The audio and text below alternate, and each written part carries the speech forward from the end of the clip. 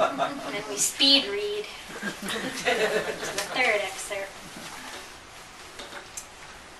10 minutes later, the front door opened.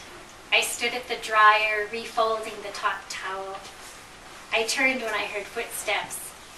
Diane walked into the kitchen without a word.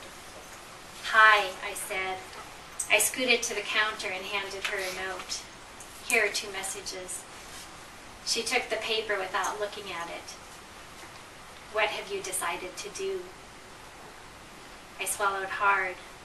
"I'm leaving. If I can't get another job, I'll go home." Her facial muscles twitched as we locked in a steely stare. Hearing the door, she turned and met Ethan in the entryway. "She's quitting," I heard her say in a low voice. "If we were doing this to you, Bridget," he said, entering the kitchen, "we'd give you 2 weeks.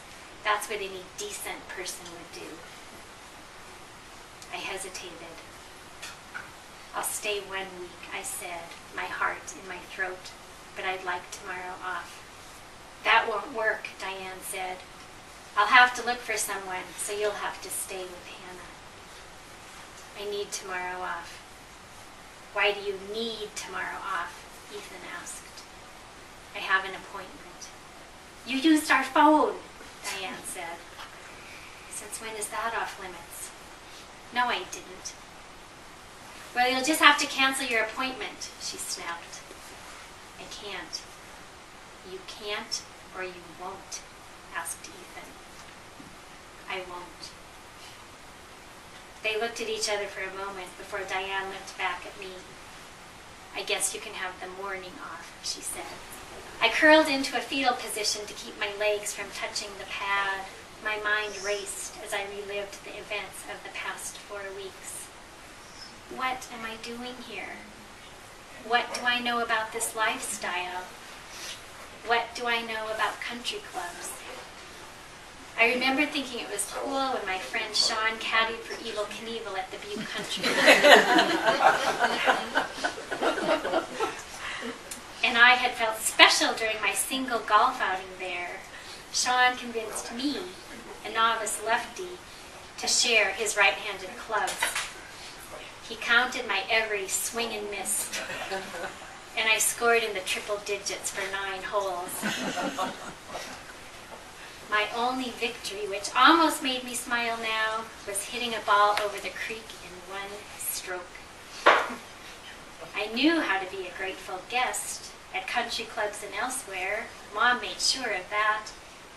So what was I doing here? I wasn't a guest, and when we were guests, I was supposed to make sure that the Thorson girls got whatever they wanted. Maybe I wasn't meant to get another job. Maybe going back to Butte, which I did not want to do, was my destiny. I was a fish out of water, or a fish in water, in hot water, trying to swim upstream. I was clearing her dishes when Diane walked in. Seeing that I was the only one there, she stopped. Wordlessly, she turned and walked out. My stomach clenched. Thoughts collided inside my head. My father, a Golden Gloves boxer in his youth, taught me to be a fighter, not a quitter.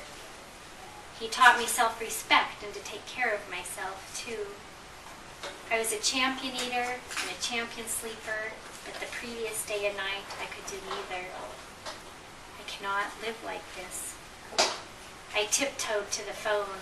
For the 3rd time in less than 8 hours, I dialed the number of a man I'd never met. I looked at the clock. 7:28. Please be home. Hello? Hello, this is Bridget, I said, my voice nearly a whisper. What time do you leave for work? When can you get here? I'll be there in an hour. I'll be waiting.